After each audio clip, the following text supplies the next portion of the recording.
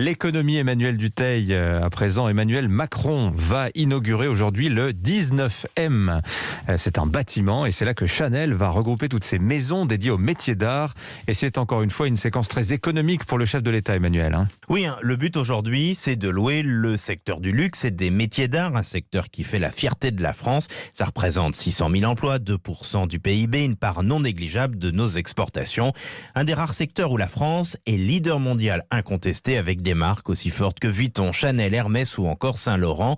Un secteur d'excellence au savoir-faire de pointe et c'est cette réussite que le chef de l'État va venir saluer aujourd'hui. Et ce n'est pas un hasard, c'est un moyen, une fois de plus, de saluer une France qui réussit et une France qui développe des talents. Ce sera l'occasion pour lui notamment de parler apprentissage.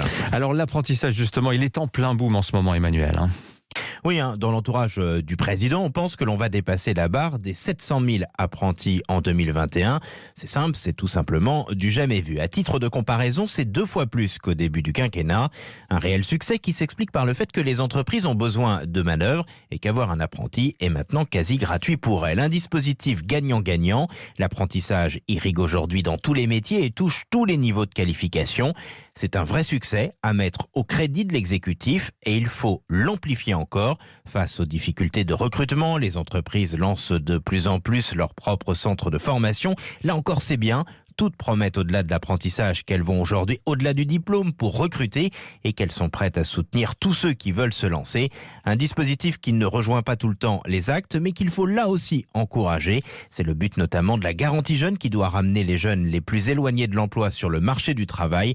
Le président va valoriser tous ces dispositifs aujourd'hui. L'emploi des jeunes, Emmanuel, c'est un thème porteur pour la campagne. Oui, et ce n'est pas un hasard si le président enchaîne les déplacements sur le thème économique. Sur ce plan-là, la France engrange de réels succès. L'attractivité économique du pays s'est améliorée, les investissements étrangers se portent bien.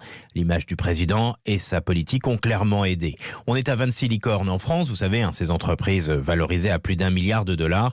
Emmanuel Macron avait fixé comme objectif 25 en 2025. Donc là aussi, banco, c'est réussi. Et finalement, qu'est-ce que le président veut dire avec tous ces déplacements ? Eh bien, il veut dire qu'il y a ceux qui parlent, les candidats, et ceux qui agissent et engrangent des succès, plutôt lui. Mais voilà, un bilan, certes plutôt flatteur, ce n'est pas suffisant.